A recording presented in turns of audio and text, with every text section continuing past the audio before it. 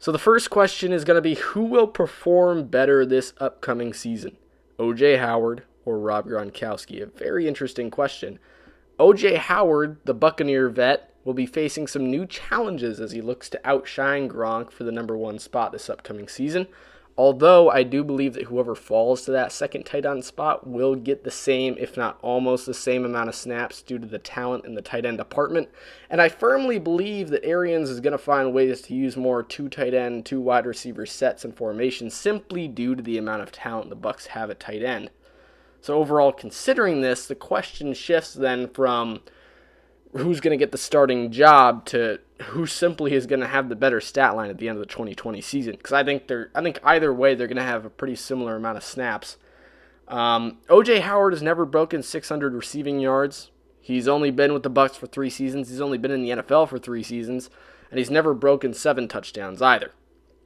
Howard has seemingly declined in production after looking at his stats throughout his career rather than improved, which is a bad sign for this upcoming season. But it's not a drastic decline or a drastic improvement. He's been pretty solid right around that 500, 600 yard mark. But the looming reason as to why I'm talking about the Bucs so much this offseason is Tom Brady. And on that note, can Tom Brady help Howard to reach that next level?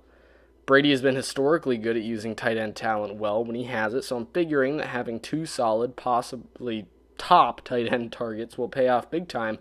We could see it turn out where Howard and Gronk are both top 15 in terms of tight end receiving production. That's a very, very real possibility. The last time Brady had 2 solid tight end threats was in 2016, when Gronk and Martellus Bennett combined for over 1,200 total receiving yards and 10 touchdowns. And something to take into account, even with those 1,200 receiving yards and 10 touchdowns, Gronk didn't even play half the season. He still only started in 6 games and only played in 8. And looking just at that 8-game stretch, when you average out the totals of the 2 players for a what would have been scenario, seeing as maybe what if Gronk played those full 16 games, the 2 tight ends combined for a whopping 1,800 receiving yards going off those averages. Now, if you flip the table, it's the same thing this year, but with 100% healthy Gronk after a full year of rest following year after year of injuries. And that's a really important thing because we really haven't seen injury-free Gronk since early 2016. It's been a while since we've seen a healthy Gronk, and I'm talking 100% health. Not just 6 months since his last injury. I'm talking a good long break without injury to really recoup and get his body back into shape. And along with this, we have Tom Brady on an offense that will allow him to have nearly full control for the first time in his career. And finally, a 3-year NFL starting tight end instead of Martellus Bennett. So in my eyes, it's a recipe for an insane tight end duo. And again, that comparison to Martellus Bennett, O.J. Howard already knows the system. He already knows the playbook. He already knows everything that you need to know to play with the Buccaneers. He's done it for 3 years.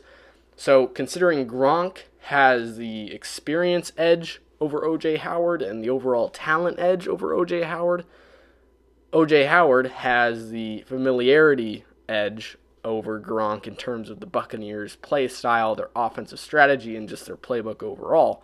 So in my eyes, like I said, it's a recipe for an insane tight end duo. And in the end, the player I see performing best out of these 2 is Gronk, simply due to overall skill, but a big part of it is chemistry. You see, I don't know many players that would come out of retirement just to catch passes from a certain quarterback outside of Gronk. Gronk didn't come out of retirement because he simply wanted to play. He came out of retirement because he wanted to play for Tom Brady. That's why he was like, hey, trade me to the Bucs. And the Patriots traded him to the Bucs because they knew Gronk wasn't going to play for them. And the Patriots got something out of it, which is good. You know, they got, I think it was a 2nd-round pick, I'm pretty sure. A 2nd or a 3rd-round pick they got out of that trade, which is pretty good considering they got pretty much a free 2nd-round pick out of a player that never would have come out of retirement if the Patriots didn't agree to trade him. So back to that chemistry bit. Gronk and Brady have been playing together for a long, long time, ever since Gronk entered the league. So that chemistry has been built up great. Out of all the receiving targets on the Buccaneers, Gronk has an immediate edge over the rest in terms of getting the ball, getting targets from Brady just out of that familiarity between the 2. Brady knows Gronk's play style. Gronk knows Brady. Gronk knows exactly what Brady wants from you. The other receivers kind of have to adjust to that kind of military attitude mid-game that they haven't really been used to under Jameis Winston. So I think Gronk is going to have an edge there. And once you add that to Gronk's overall skill, if he can even be, half of what he was in his prime, I say Gronk outdoes O.J. Howard this upcoming season.